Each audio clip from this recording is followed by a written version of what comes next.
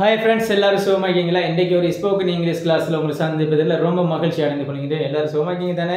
Spoken English class வந்து படிக்கிறதுல ரொம்ப ஆர்வமா இருக்கீங்க. உண்மையிலே ரொம்ப சந்தோஷமா இருக்கிறது. எமது நேரடி ஸ்போக்கன் இங்கிலீஷ் கிளாஸ் வந்து பொத்தில் பிரதேசத்தில் அமைந்துள்ள ப்ரோ கிளாஸ்ல நடைபெற்றுக் கொண்டிருக்கிறது. ஆன்லைன் கிளாஸ் நடைபெற்றுக் கொண்டிருக்கிறது. ஓகே. இன்னைக்கு ஆங்கிலத்தில் நம்ம பார்க்க போற விஷயம் வந்து ஒரு கண்டினியூஸ் டென்ஸை பத்தி பார்க்க போறோம். அது கண்டினியூஸ் அப்படின்னு சொன்னா என்னன்னு சொன்னா தொடர்காலம். அதாவது நடந்து கொண்டிருக்கிற சம்பவத்தை சுட்டி காட்டுறது தான் கண்டினியூஸ் டென்ஸ் சொல்லுவாங்க. இப்போ நான் சாப்பிட்டு கொண்டிருக்கிறேன், நான் தூங்கி கொண்டிருக்கிறேன், நான் ஓடிக்கொண்டிருக்கிறேன், அவன் இருந்து கொண்டிருக்கிறான், அவன் படித்து கொண்டிருக்கிறான், அவன் கற்றுக்கொண்டிருக்கிறான், அவன் பாடிக்கொண்டிருக்கிறான் என்று சொல்லி அந்த கண்டினியூஸ் தொடர்ச்சி அந்த கண்டினியூஸ் டென்ஸை பார்த்து நம்ம பார்க்க போகிறோம். ஓகே, வாங்க வீடியோக்குள்ள போகலாம். ஓகே, இதுக்கு நம்ம பயன்படுத்த போகிறது என்னன்னா verb ing தான் நம்ம பயன்படுத்தணும். அதாவது ஒரு verb அப்படின்னு சொன்னா என்னன்னு சொன்னா வினை. வினைச்சொல் என்ன உங்களுக்கு தெரியும். நாம் செய்கின்ற அனைத்து செயல்களும் வினைச்சொல். விளங்குதானே? அப்ப ஓடுறது, இருத்தல், பாடுதல், தூங்குதல், நடத்தல் இதெல்லாம் வினைச்சொல் தான். அது இங்கிலீஷ்ல சொன்னா சரி. கிளியரா இல்லையே? ஓகே, இப்ப பாருங்க. இப்ப ரன் எடுத்துக்கொள்ளுங்க. ரன் சொல்லலாம். ரன் சொன்னா அப்படியே ரன்னிங். ரன்னிங். ஈட் சொன்னா ஈட்டிங். குக் சமைக்கிற அப்ப அப்படியே குக்கிங். சிங் என்ன பாடுற அப்ப சிங்கிங். சரி, சிங்கிங். அடுத்த டேக் என்ன எடுக்கிற எப்படி டேக்கிங். அடுத்த ரைட் என்ன எழுதுற எப்படி வரும் ரைட்டிங். இப்படி வரதான் நம்ம இன்னைக்கு பயன்படுத்துகிறோம். அப்ப இப்படி வரத verb ing. ஒரு verb-ஓட ing சேர்ந்து வரதான் verb ing. இந்த verb ing உருவாக்கக்குள்ள நமக்கு ரெண்டு பிரச்சனை வரும். ஒன்று வந்து ஒரு verb வந்து நல்லா காமிச்சுக்கோங்க. ஒரு verb-ல கடைசி எழுத்து e வந்தால் நல்லா காமிச்சுக்கோங்க. ஒரு verb-ல கடைசி எழுத்து e வந்தால் அந்த e-ஐ வெட்டுங்க. வெட்டிட்டு ing பண்ணுங்க. கிளியரா? உதாரணம் பாருங்க. ரைட்னு சொல்லி ஒரு verb எழுதுங்க. இந்த ரைட்ல கடைசி எழுத்து e. இப்போ நீங்க என்ன செய்வீங்க? இந்த e-ஐ வெட்டுவீங்க. வெட்டிட்டு எப்படி போடுவீங்க? ரைட்டிங். கிளியரா இருக்கா? ஈஸியா இருக்கு அப்படியே. அப்ப ஒரு verb-ல கடைசி எழுத்து e வந்தால் அந்த e-ஐ வெட்டிட்டு நீங்க என்ன செய்வீங்க? ing போட வேண்டும். ஒன்று. இரண்டாவது வந்து என்ன செய்வீங்க பாருங்க.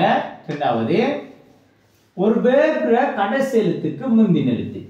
ஒரு verb-ல கடைசி எழுத்துக்கு முந்தின எழுத்து ஏதாவது ஒரு உயிர் எழுத்து இருந்தால் ஆங்கிலத்தில் சொல்லுவாங்க vowels ன்னு சொல்லி.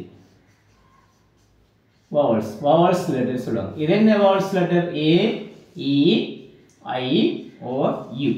இந்த அஞ்சு எழுத்து தான் vowels letter சொல்லுவாங்க. இதுல ஏதாவது ஒரு எழுத்து கடைசி எழுத்துக்கு முந்திக்கு வந்தால் உதாரணம் பாருங்க. அப்ப உதாரணம் சொன்னா கட்டன் சொன்னா பெட்ரு. கட்டனா பெட்ரு. இங்க பாருங்க, கடைசி எழுத்துக்கு முந்தின எழுத்து இந்த உயிர் எழுத்து அஞ்சு உயிர் எழுத்துல ஏதாவது ஒரு எழுத்து வந்தால் கடைசி எழுத்து இரண்டு எழுத்தாக மாறும். இப்ப பாருங்க CUTT பதில் ரெண்டு எழுத்தா மாறும். கட்டி. ஈஸியா கட்டி. அடுத்து வந்து ஏதாவது ஒரு கடைசி எழுத்துக்கு முந்தின எழுத்து ஏதாவது ஒரு உயிர் எழுத்து வந்தா கடைசி எழுத்து ரெண்டாவது எழுத்து மாறும் அப்படின்னு நான் சொல்லிக்கிறேன். ஆனால் வையில ஒரு சொல் முடிஞ்சு வைக்கு முன்னுக்கு ஏதாவது ஒரு உயிர் எழுத்து வந்தா வை ரெண்டு எழுத்தா மாற மாட்டாது. விளங்கி கொடுங்க. வை ரெண்டு எழுத்தாக மாற மாட்டாது. உதாரணம் பாருங்க. அவன் பிளே இவருக்கு முன்னுக்கு ஒரு உயிர் எழுத்து வந்தா சோ வை ரெண்டு எழுத்தா மாற மாட்டாது. எப்படி வருவார்? பிளேயிங். Easy idea. ஆனா வை தவிர மற்ற ஏதாவது எழுத்து வந்து கடைசி எழுத்து வந்து அதுக்கு முதல் ஏதாவது ஒரு உயிர் எழுத்து வந்தால் ரெண்டு உயிர் வந்தா கேஸ் இல்லை. ஒரு உயிர் எழுத்து வந்தால் கடைசி எழுத்து ரெண்டு எழுத்தா வருவார். ஆனா கடைசி எழுத்து வை வந்து வைக்கு முன்னுக்கு ஏதாவது ஒரு உயிர் எழுத்து வந்தா வையுடன் ing சேர்க்கணும். ஈஸியா இருக்கா? ஓகே, இப்ப பார்ப்போம். இதுல ஃபார்முலாவை இப்ப நம்ம பார்ப்போமா? இதுல ஃபார்முலா ஸ்ட்ரக்சரை பாருங்க. ஃபார்முலான்னு சொல்லுவாங்க அல்லது ஸ்ட்ரக்சர்னு சொல்லுவாங்க. எப்படி வருவாருன்னா சப்ஜெக்ட் வருவார். அடுத்தது aim s are அதோட verb ing plus object. நல்லா புரியுது. இந்த சப்ஜெக்ட் வந்து ஆங்கிலத்தில் இருக்கிற சப்ஜெக்ட் நமக்கு தெரியும். ஆங்கிலத்தில் இருக்கிற என்னென்ன சப்ஜெக்ட் இருக்கிற ஆங்கிலத்தில் சொல்லி நமக்கு ஈஸியா தெரியும். ஏன்னா முன்கூட்டி நம்ம நிறைய விஷயங்கள் நம்ம படிச்சுக்கிறோம். ஆங்கிலத்தில் இருக்கிற சப்ஜெக்ட் பாருங்க. சப்ஜெக்ட் என்ன இருப்பான்னு சொன்னா I இருக்கிறாரு, you, we, they, அடுத்தது என்ன? plural name, he, she ate அடுத்த singular name. இவ்வளவு வந்தால் ஒரு ஆங்கிலத்தில் இருக்கிற சப்ஜெக்ட். இந்த I வந்தா am போடணும். இவ்வளவு வந்தா அதாவது you we they plural name பன்மை பெயர் வந்தா a போடணும். அடுத்து he she it singular name வந்தா is போட வேண்டும். கிளியர் அப்படியே? I வந்தா என்ன போடுவீங்க? am. you we they plural name வந்தா a போடுங்க. he she it singular name வந்தா is யூஸ் பண்ணுங்க. கிளியரா இருக்கா? ஓகே.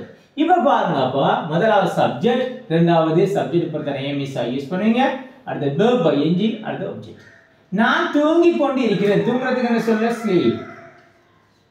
பாருங்க இந்த கடைசிக்கு முந்தின ரெண்டு உயிர் எழுத்து வந்தீங்க. ரெண்டு உயிர் வந்தா இந்த கேஸும் இல்லை. நீங்க verb by ing போட சரி. அப்ப பாருங்க முதல்ல சப்ஜெக்ட் I. இரண்டாவது I வந்து என்ன வரும்? am. அப்ப I am sleeping. I am sleeping. நான் தூங்கிக் கொண்டு இருக்கின்றேன். I am sleeping. நான் தூங்கிக் கொண்டு இருக்கின்றேன். கிளியரா? I am sleeping என்று சொன்னா நான் தூங்கிக் கொண்டு இருக்கின்றேன். I am sleeping. நான் தூங்கிக் கொண்டு இருக்கின்றேன்.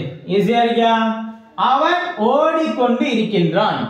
அவன் ஓடிக்கொண்டு இருக்கான். எப்படி சொல்ற? he. அவன் என்னன்னா he. he வந்து என்ன வருவான்? is வருவான். he வந்தா is வரா. he is running. பாருங்க கடைசி எழுத்து வந்து பாருங்க ஒரு எழுத்துல வந்து அதுக்கு முதல் வந்து பாருங்க u வந்து உயிர் எழுத்து வந்து கடைசி எழுத்து ரெண்டாம் ஆறல பாருங்க. he is running. அவன் ஓடிக்கொண்டிருக்கிறான். he is running. அவன் ஓடிக்கொண்டிருக்கிறான். அவள் பாடிக்கொண்டு இருக்கின்றாள். பாடுறதுக்கு என்ன சொல்ல இங்கிலீஷ்ல? sing. பாடுறதுக்கு என்ன சொல்ல? sing. அப்ப அவள் she is singing. she is singing. அவள் பாடிக்கொண்டிருக்கின்றாள். என்ன பாடிக்கொண்டிருக்கின்றாள்? ஒரு பாட்டு பாடுறாள். அப்ப பாரு a song. she is singing a song. அவள் ஒரு பாட்டு பாடிக்கொண்டு இருக்கின்றாள். ஈஸியா இருக்கா அப்படியே? she is singing a song. அவள் ஒரு பாட்டு ஒன்று பாடிக்கொண்டிருக்கின்றாள். he is running. அவன் ஓடிக்கொண்டிருக்கின்றான். எங்க ஓடிக்கொண்டிருக்கின்றான்? அவன் ஓடிக்கொண்டிருக்கின்றான் எங்க? on the road. on the road. on the road னா அந்த ரோட்ல ஓடிக்கொண்டிருக்கின்றான். on the road. he is running on the road. அவன் ரோட்ல ஓடிக்கொண்டிருக்கின்றான். I am sleeping. நான் தூங்கிக் கொண்டிருக்கின்றேன். எங்க? ஒரு சொல்லுவோம் on the floor. on the floor. on the floor னா தரை மீது. on the floor னா தரை மீது. I am sleeping on the floor. நான் அந்த தரை மீது தூங்கிக் கொண்டிருக்கின்றேன்.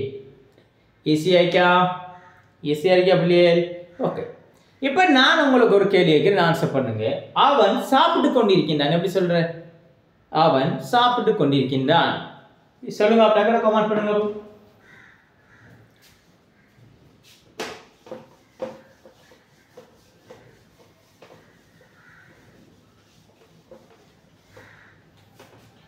அவன் சாப்பிட்டு கொண்டிருக்கின்றான். எப்படி வரும்?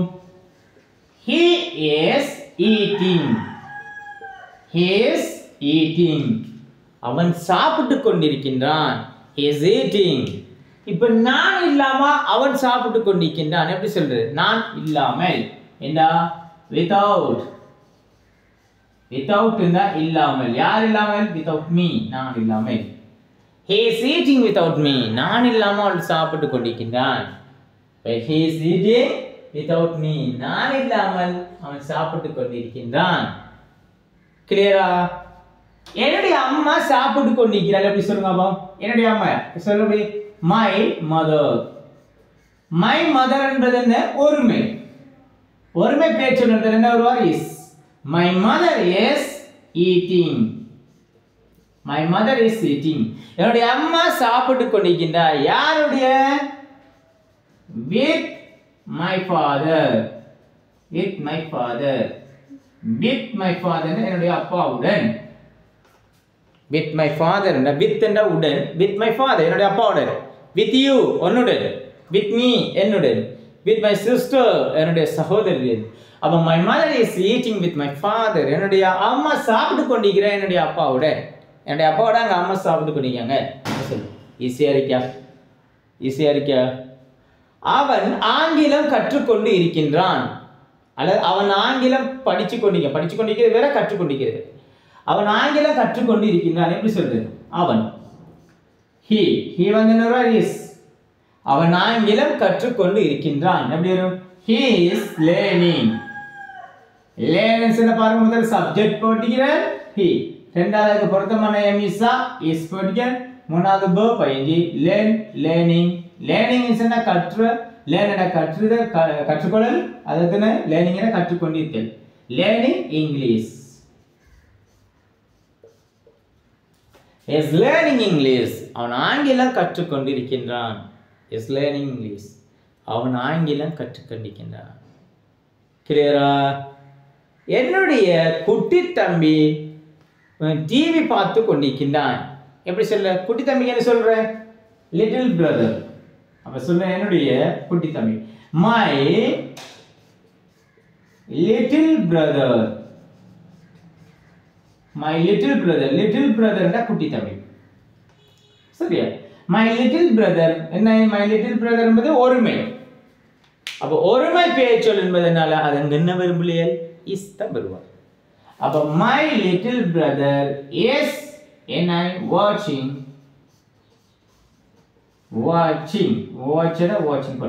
TV. my little brother is watching TV. என்னுடைய குட்டி தம்பி என்ன பார்த்து கொண்டிருக்கிறாரு? டிவி பார்த்து கொண்டிருக்கிறாரு. ஈஸியா இருக்கியா பிள்ளைகள்?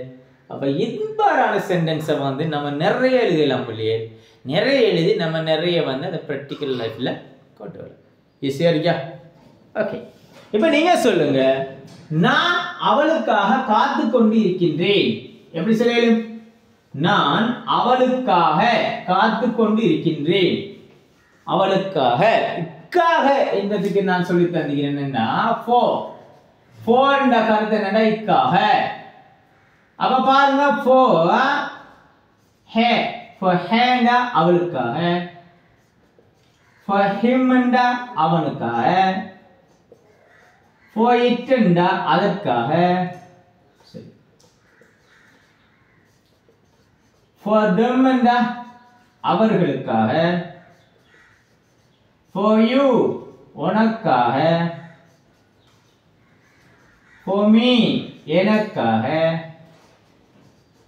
for us எங்களுக்காக, for your father உங்களோட அப்பாக்காக, for your mother உன்னுடைய அம்மாக்காக, for your friend உன்னுடைய நண்பனுக்காக. இப்படி நிறைய சொல்லலாம் இல்லையா? கிளியரா?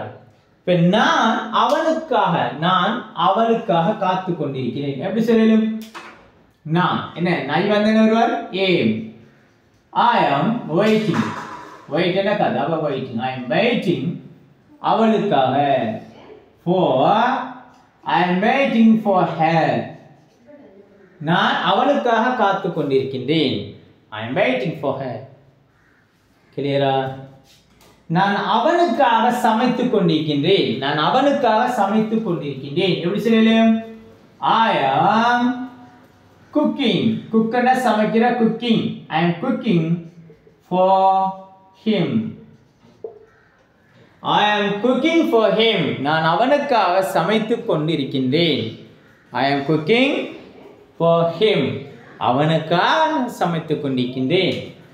நாங்கள் அவர்களுக்காக வந்து கொண்டிருக்கின்றோம். நாங்கள் அவர்களுக்காக என்ன? for them என்ன? அவர்களுக்காக. நாங்கள் அவர்களுக்காக வந்து கொண்டிருக்கிறோம். எப்படி சொல்ற? we என்ன? நாங்கள் we வந்து என்ன வருவா? we are coming. we are coming for them. we are coming for them. நாங்கள் அவர்களுக்காக வந்து கொண்டிருக்கின்றோம். we are coming for them. நாங்கள் அவர்களுக்காக வந்து கொண்டிருக்கின்றோம். நாங்கள் அவர்களுக்காக வந்து கொண்டிருக்கிறோம். கிளியரா? நான் உனக்காகத்தான் சாப்பிட்டு கொண்டிருக்கின்றேன். உனக்காகத்தான் சாப்பிட்டு கொண்டிருக்கிறேன். எப்படி சொல்றேன்? அப்ப I am eating for you. I am eating for you. நான் உனக்காகத்தான் சாப்பிட்டு கொண்டிருக்கின்றேன். I am eating for you. நான் உனக்காகத்தான் சாப்பிட்டு கொண்டிருக்கின்றேன். ஈஸியா இருக்கா பிள்ளைகள்? அப்போ ரொம்ப ரொம்ப ஈஸியான சென்டென்ஸா இன்றைக்கு நம்ம பார்த்தோம். இதை நம்ம ப்ராக்டிக்கல் லைஃப்ல எடுத்துக்கொள்ளணும்னா பிள்ளைகள் கட்டாயம் நீ என்ன செய்யணும்? இதை எழுதணும். எழுதி எடுத்து நீங்க என்ன செய்யணும்? அதை உங்களோட லைஃப்ல ப்ராக்டிக்கல் லைஃப்ல கொண்டு வரணும். கொண்டு வரும்போது தான் அந்த சென்டென்ஸை ஈஸியா வந்து உங்களோட லைஃப்ல நீங்க கொண்டு வரலாம். கொண்டு வந்து ஈஸியா உங்களால பேச முடியும். கிளியரா பிள்ளையே? ஈஸியா இருக்கியா? ஓகே. இப்ப நான் உங்களுக்கு ஒரு கேள்வி கேட்கிறேன். அவன் என்னுடைய ரூமில் தங்கிக் கொண்டு இருக்கின்றான். எப்படி சொல்லுங்க அப்போ? அவன் என்னுடைய ரூமில் தங்கிக் கொண்டு இருக்கின்றான். எப்படி சொல்ற? அவனுக்கு என்ன சொல்ற? he. அப்ப he is staying. stay என்னங்க தங்குற. அப்ப staying பாருங்க பையட ஒரு பைக் மன குயிலுக்கு வந்து அது இந்த மாதிரி சொல்லல. he is staying. அவன் தங்கிக் கொண்டீங்க எங்க? in my room. in my room. He is staying in my room. அவன் என்னுடைய ரூம்ல தங்கிக் கொண்டிருக்கிறான். He is staying in my room. அவனுடைய ரூம்ல தங்கிக் கொண்டிருக்கிறான். விளங்குதா? அவள் பாடசாலைக்கு போய் கொண்டிருக்கின்றாள். எப்படி சொல்ல? அவள் பாடசாலைக்கு போய் கொண்டிருக்கின்றாள். எப்படி சொல்ல? she is going. she is going. அவள் போய் கொண்டிருக்கின்றாள். எங்க போறாள்? பாடசாலைக்கு. இக்குன்னா to word. to school. to school. பாருங்க. she is going to school. அவள் பாடசாலைக்கு போய் கொண்டிருக்கிறாள். she is going to school. அவள் பாடசாலைக்கு போய் கொண்டிருக்கிறாள். கிளியரா? ஈஸியா கே. அவள் மார்க்கெட்டுக்கு போய் கொண்டிருக்கிறாள். எப்படி சொல்லு? she is going to market. she is going to market. அவள் மார்க்கெட்டுக்கு போய் கொண்டிருக்கின்றாள். ஈஸியா? என்னுடைய நண்பன் விளையாட்டு மைதானத்தில் விளையாடி கொண்டிருக்கின்றான். சொல்லுங்க அவன். என்னுடைய நண்பன் விளையாட்டு மைதானத்தில் விளையாடி கொண்டிருக்கின்றான். எப்படி சொல்ற? my friend. my friend என்பது ஒருமை. அப்ப என்ன வருவார்? my friend என்ற ஒருமை என்ன வருவார்? is. my friend is playing. my friend is playing. என்னுடைய நண்பன் விளையாடி கொண்டிருக்கிறான். எங்க விளையாடுறான்? in the playground.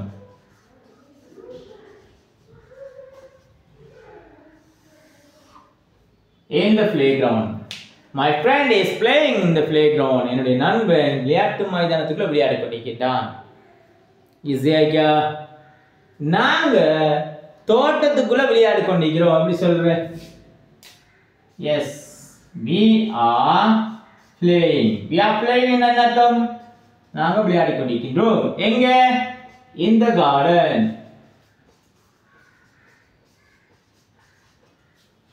we are playing in the garden. நாங்க தோட்டத்துக்குள்ள விளையாடி கொண்டிருக்கிறோம்.